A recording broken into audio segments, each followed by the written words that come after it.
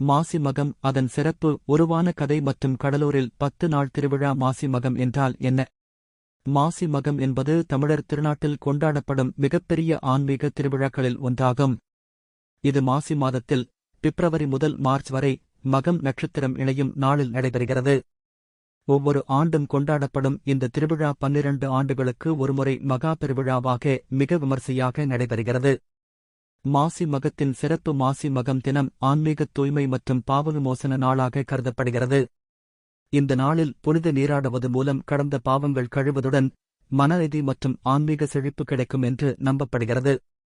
கடலூர் மற்றும் கும்பகோணம் போன்ற பகுதிகளில் இந்த நாளில் திரளான பக்தர்கள் சமுத்திரம், ஆறுகள் மற்றும் திருத்தலக் குளங்களில் நீராடி தங்கள் பாவங்களை தீர்த்துக் கொள்கிறார்கள். மாசி மகம் உருவான கதை. மாசி மகம் தொடர்பான புராணக் கதையின்படி பிரம்மா உலகத்தை படைத்தபோது சில காலங்களுக்குப் பிறகு பிரளயத்தில் உலகம் அழிந்துவிடும் என்று தீர்மானித்தார். உலகம் அழியும் முன்பு உயிரினங்களை மீட்டெடுக்க அமிர்தத்தை கலந்த புனித நீர் சில தீர்த்தங்களில் வைக்கப்பட்டது. இந்த நீர் புனிதமான நாளில் மாசி மாதம் மகம் நட்சத்திரம் கூடிய போது எங்கு சென்றாலும் பாவங்களை நீக்கும் சக்தியை பெற்றது. இதனால் அந்த நாளில் புனித நீராடினால் மறுபிறவி தவிர்த்து மோட்சம் பெறலாம் என்று கூறப்படுகிறது.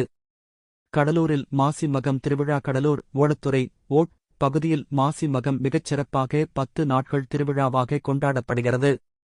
10 நாள் திருவிழாவின் சிறப்பு நிகழ்ச்சிகள். நாள் நிகழ்வு சிறப்பு.